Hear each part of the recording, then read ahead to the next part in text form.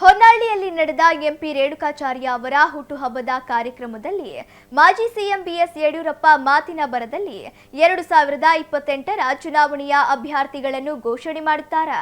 ಇದು ಅವರಿಗೆ ಶೋಭೆ ತರುವುದಿಲ್ಲ. ಈ ಕೂಡಲೇ ಅವರ ಹೇಳಿಕೆಯನ್ನು ಹಿಂಪಡೆಯಬೇಕು ಎಂದು ಹೊನ್ನಾಳಿ ಬಿಜೆಪಿ ಮುಖಂಡ ಶಾಂತರಾಜ್ ಪಾಟೀಲ್ ಆಗ್ರಹಿಸಿದರು. ಸುದ್ದಿಗೋಷ್ಠಿಯಲ್ಲಿ ಮಾತನಾಡಿದ ಅವರು, ಬಿಎಸ್ ಯಡಿಯೂರಪ್ಪ ಅವರ ಹೇಳಿಕೆಯನ್ನು ಜಿಲ್ಲಾ ಮಟ್ಟದ ಬಿಜೆಪಿ ಮುಖಂಡರು ಖಂಡಿಸುತ್ತೇವೆ. ಚುನಾವಣೆಗೆ ಇನ್ನು 2.5 ವರ್ಷ ಇರುವಾಗಲೇ ಬಿಎಸ್ ಯಡಿಯೂರಪ್ಪ ಅವರು ದಾವಣಗೆರೆ ಜಿಲ್ಲೆಯ ಲೋಕಸಭಾ ಕ್ಷೇತ್ರ ಸೇರಿ 8 ಕ್ಷೇತ್ರಗಳಿಗೆ ಟಿಕೆಟ್ ಘೋಷಣೆ ಮಾಡಿ ಅವರನ್ನು ಗೆಲ್ಲಿಸಿಕೊಂಡು ಬನ್ನಿ ಎಂದು ಹೇಳಿದ್ದು ಉಳಿದ ಟಿಕೆಟ್ ಆಕಾಂಕ್ಷಿಗಳಿಗೆ ಹಾಗೂ ಕಾರ್ಯಕರ್ತರಿಗೆ ಗೊಂದಲ ಉಂಟು ಮಾಡಿದಂತೆ ಆಗಿದೆ. ಬಿಎಸ್ ಯಡಿಯೂರಪ್ಪ ಅವರ ಹೇಳಿಕೆ ಖಂಡಿಸಿ ಮಾರ್ಚ್ 5ರಂದು ಜಿಎಂಐಟಿ ಗೆಸ್ಟ್ ಹೌಸ್ನಲ್ಲಿ 1000ಕ್ಕೂ ಹೆಚ್ಚು ಮುಖಂಡರು ಕಾರ್ಯಕರ್ತರನ್ನು ಒಳಗೊಂಡು ಸಭೆ ನಡೆಸಲಿದ್ದೇವೆ. ಮಾಜಿ ಸಂಸದ ಜಿಎಂ ಸಿದ್ದೇಶ್ವರ್, ಹರಿಹರ ಶಾಸಕ ಬಿಪಿ ಹರೀಶ್ ಅವರ ಮೂಲಕ ರಾಜ್ಯ ಮತ್ತು ರಾಷ್ಟ್ರ ನಾಯಕರ ಗಮನಕ್ಕೆ ಈ ವಿಚಾರವನ್ನು ತರುತ್ತೇವೆ ಎಂದು ತಿಳಿಸಿದರು. ಚನ್ನಗಿರಿ ಬಿಜೆಪಿ ಮುಖಂಡ ಎಚ್ಎಸ್ ಶಿವಕುಮಾರ್, ಜಗಳೂರು ಮಾಜಿ ಶಾಸಕ ಎಚ್ಪಿ ರಾಜೇಶ್, ಮುಖಂಡರಾದ ಜೀವನ್ ಮೂರ್ತಿ, ಜಿಎಸ್ ಶ್ಯಾಮ್, ಎಂಆರ್ ಮಹೇಶ್, ಮಂಜಾ ನಾಯ್ಕ ಸೇರಿದಂತೆ ಮತ್ತಿತರರು ಸುದ್ದಿಗೋಷ್ಠಿಯಲ್ಲಿದ್ದರು. ಕಳೆದ 2 ದಿನಗಳ ಹಿಂದೆ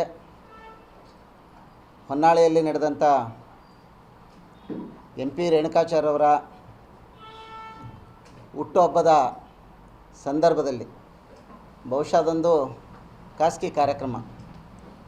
ಆ ಒಂದು ಕಾರ್ಯಕ್ರಮದಲ್ಲಿ ನಮ್ಮೆಲ್ಲರ ಪ್ರಸ್ತಾಪಿತ ನಾಯಕರು, ಹುಟ್ಟು ಹೋರಾಟಗಾರರು, ಅಭಿವೃದ್ಧಿಯ ಹರಿಕಾರರು, ಭಾರತೀಯ ಜನತಾ ಪಾರ್ಟಿಯನ್ನು ಕೆಳ ಹಂತದಿಂದ ಒಂದು ರಾಜ್ಯದಲ್ಲಿ ಅಧಿಕಾರಕ್ಕೆ ಬರುವ ಮಟ್ಟಿಗೆ ಸಂಘಟನೆ ಮಾಡಿರ್ತಕ್ಕಂಥ ನಮ್ಮ ಪಕ್ಷದ ನೇತಾರರು, ಅಧಿಕಾರದ ಅವಧಿಯ ಸಂದರ್ಭದಲ್ಲಿ ವಿಜಯನಗರ ಸಾಮ್ರಾಜ್ಯದಲ್ಲಿ ಮುತ್ತುರತ್ನಗಳನ್ನು ಬಳ್ಳೆನಲ್ಲಿ ಅಳೆದುಕೊಟ್ಟಂತೆ ಈ ರಾಜ್ಯದಲ್ಲಿ ಸ್ವತಂತ್ರ ಭಾರತದ ತರುವಾಯ ಯಾರೂ ಕೊಡದೇ ಇರೋಷ್ಟು ಹೊಸ ಯೋಜನೆಗಳನ್ನು ಆವಿಷ್ಕಾರವನ್ನು ಕೊಟ್ಟಿರ್ತಕ್ಕಂಥ ಸನ್ಮಾನ ಶ್ರೀ ನಮ್ಮ ನಾಯಕರು, ಮಾಜಿ ಮುಖ್ಯಮಂತ್ರಿಗಳಾಗಿರ್ತಕ್ಕಂಥ ಬಿಎಸ್ ಯಡಿಯೂರಪ್ಪನವರು ತಮ್ಮ ಭಾಷಣದ ಸಂದರ್ಭದಲ್ಲಿ ಬಹುಶಃ 15ನೇ ವಿಧಾನಸಭಾ ಚುನಾವಣೆಗೆ ಇನ್ನೂ 2 ವರ್ಷ 3 ತಿಂಗಳ ಕಾಲ ದೂರ ಇದ್ದರೂ ಕೂಡ ಆ ಒಂದು ಸಂದರ್ಭದಲ್ಲಿ ಮಾತನಾಡ್ತಾ ಅವರು ಹೇಳ್ಬೋದಿತ್ತು,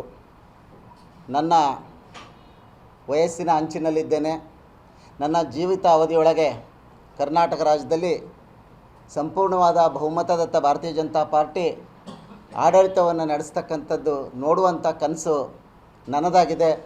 ಅದು ಅಟಲ್ ಬಿಹಾರಿ ವಾಜಪೇಯಿ ಅವರ ಕನಸು, ಮುರಳಿ ಮನೋಹರ್ ಜೋಶಿ ಅವರ ಕನಸು, ಲಾಲ್ ಕೃಷ್ಣ ಅಡ್ವಾಣಿ ಅಂಥ ಕನಸನ್ನು, ನಮ್ಮೆಲ್ಲ ಹಿರಿಯರ ಕನಸನ್ನು ನನಸು ಮಾಡಬೇಕು. ಭಾರತೀಯ ಜನತಾ ಪಾರ್ಟಿಯ ದಾವಣಗೆರೆ ಲೋಕಸಭಾ ಕ್ಷೇತ್ರದ 7 ಜಿಲ್ಲೆಯ 7 ಕ್ಷೇತ್ರ, ಲೋಕಸಭಾ ಕ್ಷೇತ್ರ ಹರಪನಹಳ್ಳಿ ಸೇರಿ 8 ಕ್ಷೇತ್ರಗಳಲ್ಲಿ ನನ್ನ ಪಕ್ಷದ ಅಭ್ಯರ್ಥಿಗಳನ್ನು ತಾವು ಬರುವಂಥ ಚುನಾವಣೆಯಲ್ಲಿ ಗೆಲ್ಲಿಸಲಿಕ್ಕೆ ಹಿಂದಿಂದನೇ ಸನ್ನದ್ಧರಾಗಬೇಕು ಅಂತೇಳಿ ಪಕ್ಷದ ಮುಖಂಡರಿಗೆ, ಕಾರ್ಯಕರ್ತರಿಗೆ ಆಶೋತ್ತರದ ಭಾಷಣವನ್ನು ಮಾಡ್ತಾ ವಿನಂತಿಯನ್ನು ಮಾಡಬೇಕಾಗಿತ್ತು. ಸನ್ಮಾನ್ಯ ಬಿ ಎಸ್ ಯಡಿಯೂರಪ್ಪನವರು ಆ ಸಭೆಯಲ್ಲಿ ಬಹುಶಃ ಭಾರತೀಯ ಜನತಾ ಪಾರ್ಟಿಯ ಒಂದು ರಾಷ್ಟ್ರೀಯ ಪಕ್ಷ, ಭಾರತೀಯ Janata party with A different, B J P ಬೇರೆ ಪಕ್ಷಗಳಿಗಿಂತ ಭಿನ್ನವಾಗಿರ್ತಕ್ಕಂಥ ಪಕ್ಷ ಅಂತಕ್ಕದ್ದು ಇಡೀ ದೇಶಕ್ಕೆ, ಪ್ರಪಂಚಕ್ಕೆ ಗೊತ್ತಿರತಕ್ಕಂಥ ಸಂಗತಿ. ಯಾವುದೇ ಒಂದು ವಿಧಾನಸಭಾ ಚುನಾವಣೆ ಯಾವುದೇ ರಾಜ್ಯದಲ್ಲಿ ನಡೆದರೆ ಭಾರತೀಯ ಜನತಾ ಪಾರ್ಟಿಯ ಕೇಂದ್ರ ಚುನಾವಣಾ ಮಂಡಳಿ ಸಭೆಯನ್ನು ಸೇರಿ ಅಭ್ಯರ್ಥಿ ಜಿಲ್ಲೆಯ ಎಲ್ಲ ಮುಖಂಡರು, ಪದಾಧಿಕಾರಿಗಳು, ಚುನಾಯಿತ ಸದಸ್ಯರೇನಿದ್ದಾರೆ ನಾವೆಲ್ಲರೂ ಕೂಡ ನಾಳೆ ಬರುವಂಥ 5ನೇ ತಾರೀಕು ಗುರುವಾರ, ಬುಧವಾರ ಆದಮೇಲೆ ನಾಡ್ದು ಗುರುವಾರದಂದು ಪ್ರತಿ ವಿಧಾನಸಭಾ ಕ್ಷೇತ್ರದಿಂದ 100ಕ್ಕೂ ಹೆಚ್ಚು ನಮ್ಮೆಲ್ಲ ಹಿರಿಯ ಮುಖಂಡರು, ಎಲ್ಲ ಸಮಾಜದ ನಮ್ಮ ಸೋತು ಗೆದ್ದಿರ್ತಕ್ಕಂಥ ಬೇರೆ ಬೇರೆ ಸಂಸ್ಥೆಗಳಲ್ಲಿ, ಚುನಾಯಿತ ಸಂಸ್ಥೆಗಳಲ್ಲಿ ಗೆದ್ದು ಸೋತಿರ್ತಕ್ಕಂಥ ನಮ್ಮ ಮುಖಂಡರನ್ನು ಪ್ರತಿ ಕ್ಷೇತ್ರದಿಂದವೂ ಕೂಡ ಜಿಲ್ಲೆಯ ಲೋಕಸಭಾ ಕ್ಷೇತ್ರದ 8 ವಿಧಾನಸಭಾ ಕ್ಷೇತ್ರ, ಜಿಲ್ಲೆಯ 7 ವಿಧಾನಸಭಾ ಕ್ಷೇತ್ರದಿಂದ ನಮ್ಮೆಲ್ಲ ಮುಖಂಡರು JMIT ಒಂದು ಆವರಣದಲ್ಲಿ ಅವತ್ತು ನಮ್ಮ ಕೇಂದ್ರದ ಸಚಿವರು, ನಮ್ಮ ಪಕ್ಷದ ಹಿರಿಯ ಮುಖಂಡರಾಗಿರ್ತಕ್ಕಂಥ JM ಸಿದ್ದೇಶ್ವರ ಅವರು, ಜಿಲ್ಲೆಯ ಏಕೈಕ BJP ಶಾಸಕರಾಗಿರ್ತಕ್ಕಂಥ BP ಹರೀಶ್ ಅವರನ್ನು ಆ ಸಭೆಗೆ ನಾವು ಕರೆದಿದ್ದೇವೆ.